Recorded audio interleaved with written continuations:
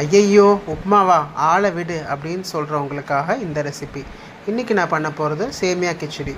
ஒரு வானொலியில் ஒரு 2 டேபிள் ஸ்பூன் எண்ணெய் விட்டுட்டு 1 டேபிள் ஸ்பூன் கடலைப்பருப்பு, ஒரு 2 கிராம்பு, ஒரு 2 துண்டு பட்டை, 1 டீஸ்பூன் கடுகு, அரை டீஸ்பூன் சீரகம் இதெல்லாம் பொரிய விட்டுடுங்க.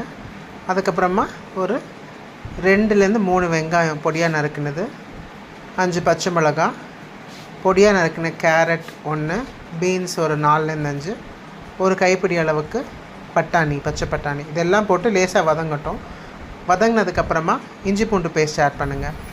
அந்த பச்சை வாசனை போடுறதுக்கப்புறமா ஒரு 2 தக்காளி ஆட் பண்ணிவிட்டு அதுவே வதங்கினதுக்கப்புறமா மஞ்சள் பொடி போட்டுட்டு 1க்கு 2.5 கப் தண்ணி இல்லைனா 2 கப் தண்ணி உங்களுக்கு எந்த பதம் வேணுமோ அதுக்கேற்ற மாதிரி போட்டு தேவையான அளவு உப்பு ஆட் பண்ணிட்டு நல்லா கொதிக்க விடுங்க.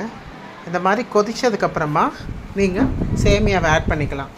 சேமியாவை ஆட் பண்ணிவிட்டு நல்லா கிளறிட்டு இந்த மாதிரி ஒரு மூடி போட்டு ஒரு 7 to 8 மினிட்ஸ் குக் பண்ணுங்கள். அதுக்கப்புறமா கருவேப்பிலை ஆட் பண்ணுங்கள். பொடியாக நறுக்கிற கொத்தமல்லி ஆட் பண்ணுங்கள்.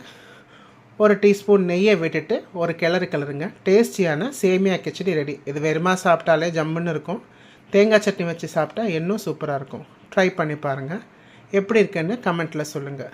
யூஸ்வலான போரிங்கான சேமியா உப்புமாக்கு டேஸ்டியான இந்த மாதிரி சேமியா கிச்சடி பண்ணி ட்ரை பண்ணி பாருங்கள்.